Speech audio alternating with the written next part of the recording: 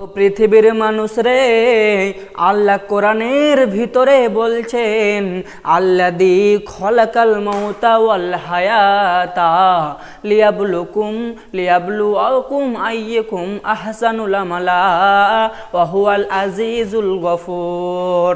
হে পৃথিবীর মানুষের দল, তোমরা শুনে রাখো, পৃথিবীতে যত মানুষ এসেছে, যত ইনসান এসেছে, যত মানুষ এসেছে, আল্লাহ পৃথিবীতে যা সৃষ্টি করেছেন, যত প্রাণীকে সৃষ্টি করেছেন, যত মানুষকে সৃষ্টি করেছেন, পৃথিবীতে এসেছে মানে যেতে হবে। এই পৃথিবীতে তারা থাকতে আসেনি, এই পৃথিবীতে মানুষ বসবাস করতে আসেনি। বন্ধুরে আমার, পৃথিবীতে এসেছে মানে চলে যাবে, এসেছে মানে চলে যাবে। এই পৃথিবীতে থাকতে আসেনি।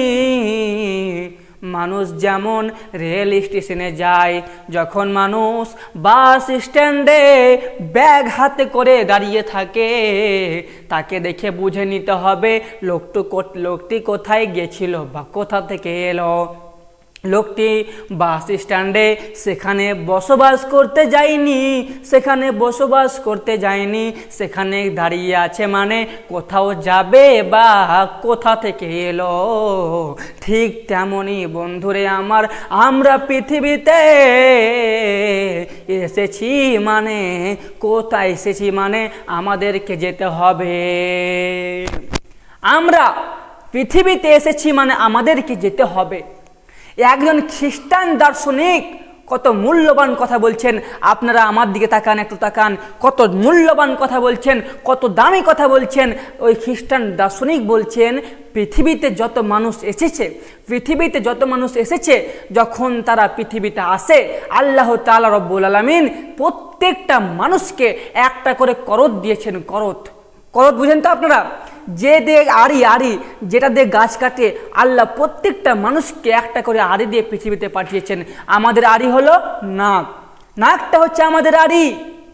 সে যখন আমরা শ্বাস নিই, তখনও আমাদের শ্বাস নিই, সময় কাটে, বয়স কাটে, আবার যখন শ্বাস নিই আসতেও কাটে, যেতেও কাটে। এই নাক সময় কেটে কেটে, বয়স কেটে কেটে কত মানুষকে কবরে পাঠিয়ে দিল, কত মানুষকে দুনিয়া থেকে বিদায় করিয়ে দিল, কত মানুষ কবরে চলে গেল।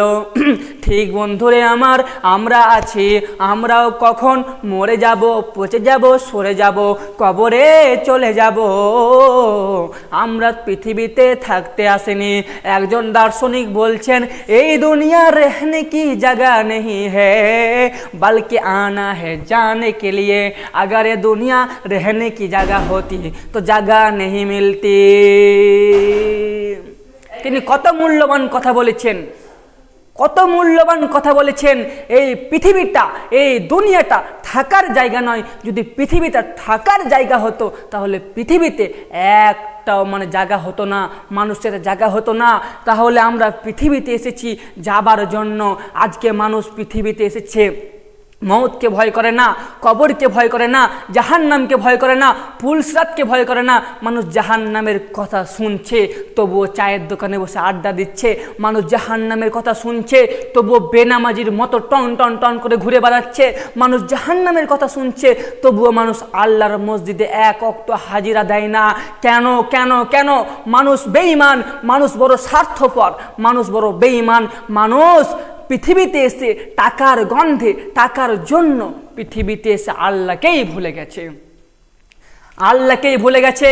মুহাতারাম হাজিরিন, এখানে উপস্থিত হনেওয়ালা যতগুলো লোক আছেন, আজকে যে আপনারা টাকার জন্য পাগল, মানুষ যে টাকার জন্য পাগল, আল্লাহ তাআলা রব্বুল আলামিন বলছেন আল্লাযী জামা মালা ওয়াদাদা, যারা মালকে গুনে গুনে জমা করে রাখে, যারা মালকে গুনে গুনে জমা করে রাখে, আল্লাযী জামা মালাউ আদাদা, যারা মালকে গুনে গুনে জমা করে রাখে তাদের জন্য আল্লাহ তাআলা রব্বুল আলামিন হুতামা নামক জাহান্নামকে সৃষ্টি করেছেন।